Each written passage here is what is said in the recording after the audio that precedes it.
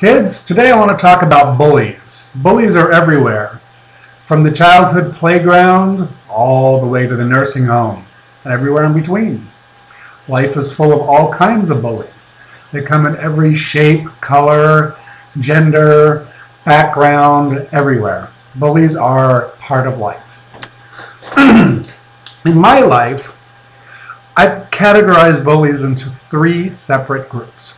There's the silent bully, the verbal/written bully, or the communicative bully, and the physical bully. And you have to know your bullies. But bullies, listen up. You should know your victims, because you could find yourself in much more problem than you ever imagined. So, here we go. The most common and the most difficult bully to deal with is the silent bully. Those are people that just truly despise you for no particular reason other than to feel superior with themselves. And they don't show it. They don't say anything, or they don't hit you or call you names. They just remain silent. Now, this is most commonly problematic in a work environment. Let's say you work in a group where you have to exchange a lot of information with a lot of people, and there's constant updates and things that need to be communicated and training and stuff like that. The silent bully will be the one that does not communicate with you, keeps you out of the loop, and then watches you fail. So, the only way to deal with these kind of bullies is, if it's a coworker, obviously you have to document you're not getting the information by getting it from somebody else, and then showing your supervisor or superior and getting it to stop. But it takes diligence, and it takes knowing your environment, and it takes keeping your eyes and ears open and making contacts with others. Now, let's say it's your supervisor that's not doing this and making you fail. That's when you go to human resources and you raise your hand and say, I'm having a problem here, and have your homework done. Have your T's crossed, your I's dotted, and everything. And they'll deal with it. It's not easy.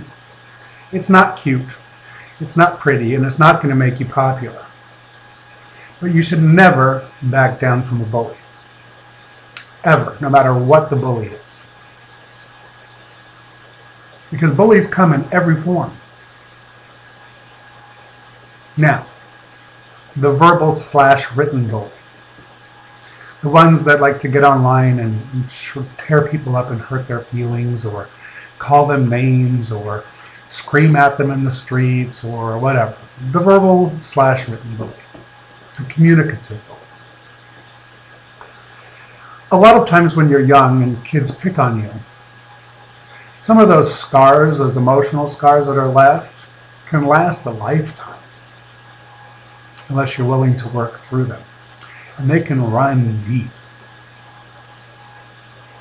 But the quickest way to stop it is to realize this.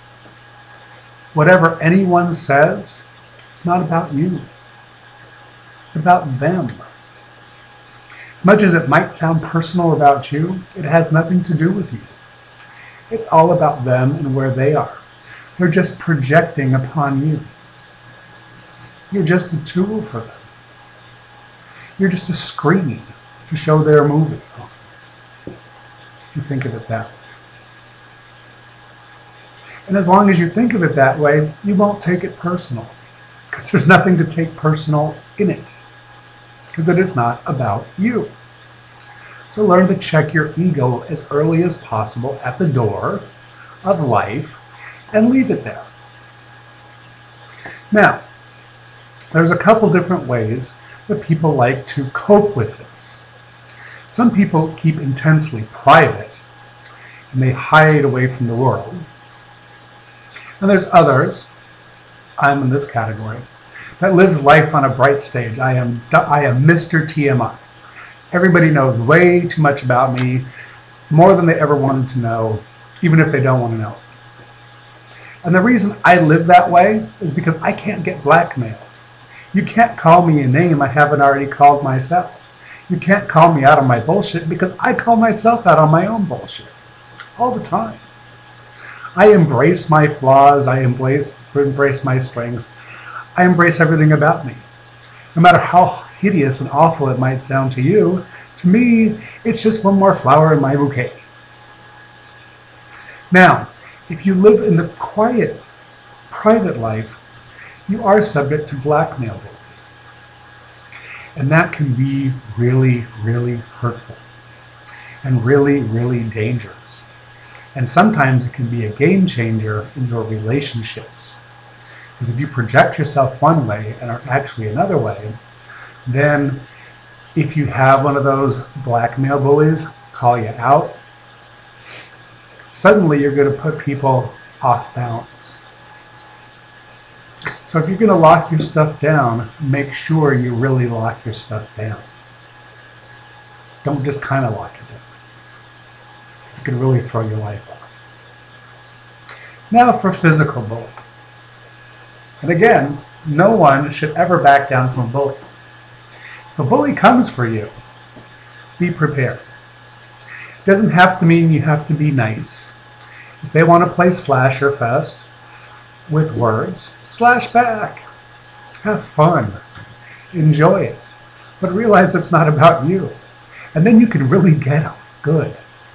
Because most of the time they're so wrapped up in their own drama and their own ego and their own bullshit, they're pretty easy to pick off because they'll give you all the information you need to shut them down.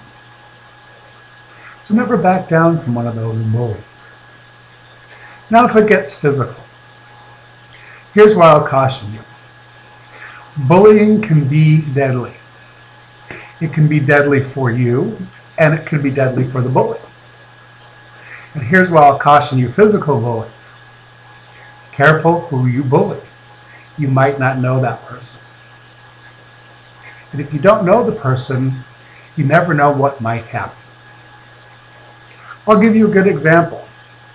It is often thought in society that it's easy to pick on homosexuals, particularly homosexual men, because we're all a bunch of sissies and we don't know how to fight and all that stuff. And because of that, we often get in fights. And pretty quickly you learn that you don't like to get your ass kicked. Maybe you'll get it kicked once when you're really young, but suddenly you'll realize that it's me or them. And you'll learn how to defend yourself, and not in conventional ways. We're not talking about boxing. I'm talking about cutthroat fucking street fighting. I'm talking about taking it down. And most gay men, if they're threatened, like a wild cat, will take you down. Most anyone will take you down. It's just the nature of the beast. I'll give you a good example. When I was a young little comedian drag queen back in the day, my drag grandma taught me the fine old art. I don't know if they still teach this today, but in my generation, this was a must.